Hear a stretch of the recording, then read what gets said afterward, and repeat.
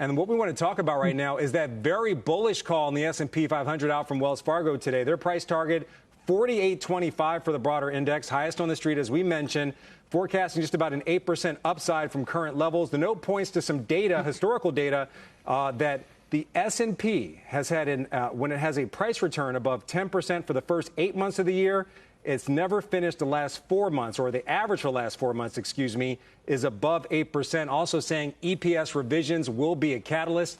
Kate, if you don't mind, let's start things off with you. What's your take on this very bullish call? How do you see stocks shaping up in the broader market for the rest of the year? Look, I've been positively encouraged by the amount of earnings revisions we've experienced over the last couple of quarters. And in fact, we were expecting at one point in the second half of 2021, we would actually see a rollover in terms of the upgrades to earnings forecasts. That has not come through. And that's because companies have done an outstanding job of managing their costs with rising inflationary pressures. Their margins look healthy. I actually think we're going to see even more upgrades. So I tend to believe that the next stretch of the market will be driven by the earnings upgrades as well, and that will end the year higher than we are today. So remain constructive for sure. Josh, turning over to you. Highest price target on the street for 2021, but they actually see a bit of a decline for 2022. How do you see the market shaping up for the rest of the year?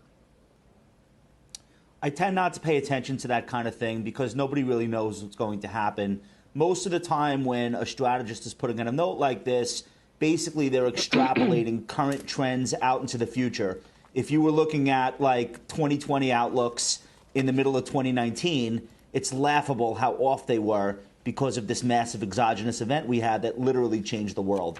So there's nothing to say that that couldn't again happen in 22, which means this kind of stuff is not really helpful for investors. I think having a situational awareness of how the market is acting right now is helpful and is actually fact-based. And the rotation in this market continues to be hilariously amazing, Frank. Huge bounce in Chinese tech stocks. Nobody would have foreseen that happening. There's really no reason for it to be happening. But I think from a sentiment standpoint, probably helping out a little bit. All-time high in the SPX, in the NDX, and the QQEW, which is the technology equal weight of the top 100 NASDAQ stocks. Massive breakout. And then let's look at the quote-unquote Achilles heel of the market, the Russell, ripping, bounced at 21.25 off of that downtrend, one of the cleanest support lines you'll ever see. If that turns out to have been support, it wouldn't shock me to see the Russell continue to rally. Google all-time high, Facebook about to make an all-time high. The jets, the cruises, when resorts having a big bounce. And the only real pullbacks here are the biggest winners of the year. Target, Costco. I think these stocks look like cloud computing companies. They should have a little bit of a pullback. So that's what the tape looks like. Don't worry about 2022. We'll deal with that when we get there. At this moment, bull market on. All right, Josh Brown with the bull market. Stephanie, I want to toss things over to you. Josh isn't the only person that's seeing a bull market here. Tom Lee from Fundstrat out with a note just saying rally all around. He's saying just an overall rally. He's saying all the headwinds the markets have experienced in the last couple weeks, couple months have been transitory headwinds. I know you're in favor of a bit more of a barbell approach. Do you see the same thing, just an overall rally?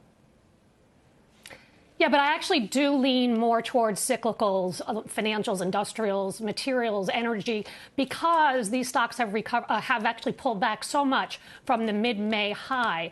I do like secular tech, and that's part of the whole barbell. But I do think you want to own cyclicals. And why is that, Frank? And that's because you have a very solid economy. You have higher inflation. Good jobs improvement. Initial claims are headed in the right direction. Wages are up 4% annualized. The consumer is still strong. Anybody that tells you the consumer is rolling over, I totally disagree. Just listen to Home Depot and Lowe's and Best Buy and TJX. The consumer is just fine, and there's so much pent-up demand for spending. And 70% of our economy is the consumer, so that's super important.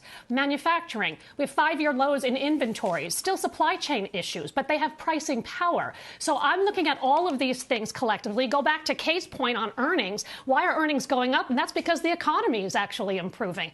Not all is perfect. We know we still have unknowns on Delta and peak growth concerns and Fed taper. But I would just sit back and say, tapering is okay. Let's embrace it because the Fed can taper. And I don't know, is that Friday? Is that next month? Is that in 3 months from now? But they should be doing that given where we are in the economy. I do think it's interesting to note that in the last 2 days, you have seen a reversal in terms of what has outperformed. And it has been the cyclicals and the reopened names. And actually tech has lagged. So let's see if this has legs. But that goes back to my barbell approach. You want to have exposure to both sides.